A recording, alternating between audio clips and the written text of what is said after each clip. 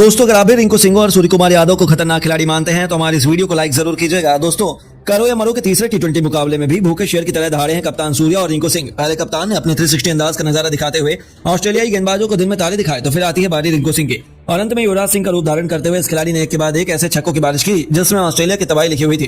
तो आखिर कैसे टीम इंडिया नहीं बल्कि इन दो सितारों के आगे ही नतमस्तक हो गई विश्व चैंपियन ऑस्ट्रेलिया की टीम। कैसे अपनी बल्लेबाजी से उन्होंने ऑस्ट्रेलिया को नाक रगड़ने पर मजबूर कर दिया, उसकी पूरी हाईलाइट हम आपको दिखाएंगे। लेकिन उससे पहले आपको क्या लगता है रिंकू और सूर्या में कौन सबसे बेहतरीन छक्के लगाता है, हमें नीचे कमेंट करके जरूर बताइए। दोस्तों वर्ल्ड कप 2023 की करारी हार का बदला टीम इंडिया ने पहले और दूसरे टी20 में बेदर्दी से लिया। इसके बाद ऑस्ट्रेलिया तीसरे टी20 में वापसी की सोच कर आई थी। ये उनके लिए करो या मरो का मुकाबला था और जीत के अलावा उनके सामने कोई विकल्प भी मौजूद नहीं था।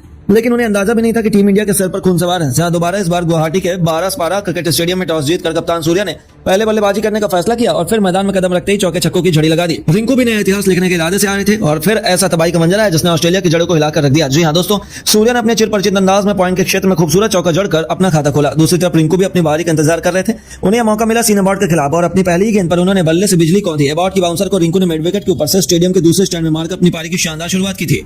बस फिर क्या था, दोनों को आगाज तो मिल चुका था और अब इंतजार था अंजाम का, जो ऑस्ट्रेलिया के लिए तो बिल्कुल भी सही नहीं होने वाला था। उसके बाद फिर क्या था, मिड ऑन या मिड विकेट या फिर गेंदबाज के सिर के ऊपर से छक्का लगाना क्यों न हो। सूर्य अपने 360 अंदाज में कंगारुओं की जमकर पिटाई कर रहे थे, वहीं दूसरे छोर से रिंकू उनकी अद्भुत बल्लेबाजी का लुत्फ उठा रहे थे। हालांकि तनवीर सांगा के खिलाफ जब रिंकू को बल्लेबाजी करने का मौका मिला तो इस बल्लेबाज ने वह कारनामा किया जिसकी वजह से उन्होंने पूरी दुनिया में लाइमलाइट लूटी थी। जी हाँ, सांगा के ओवर में एक दो नहीं बल्कि लगातार 4 गेंदों पर 4 खौफनाक छक्के जड़कर रिंकू ने पूरा स्टेडियम हिलाकर रख दिया। इसी के साथ उन्होंने केवल 16 गेंदों पर अपना अर्धशतक पूरा किया, जिस पर दूसरे छोर पर खड़े सूर्य ने भी इस खिलाड़ी का अभिवादन किया। दूसरी तरफ सूर्य ने भी बेहतरीन छक्के से अपना 50 पूरा किया और इन दोनों खिलाड़ियों के बीच शत की पार्टनरशिप हो चुकी थी। ऑस्ट्रेलिया के कप्तान मैथ्यू वेड उन्हें रोकने के लिए हर एक पैंतरा आजमा चुके थे, लेकिन ये दोनों तो कुछ और ही सोचकर मैदान में उतरे थे और बारी थी जेसन मेरनडॉफ की। उन पर कहर बनकर टूट पड़े सूर्य कुमार यादव, जिनके एक ही ओवर में 3 छक्कों और 2 बेहतरीन चौकों की बदौलत 27 रन बटोरकर सूर्या 95 के आंकड़े तक पहुंच चुके थे।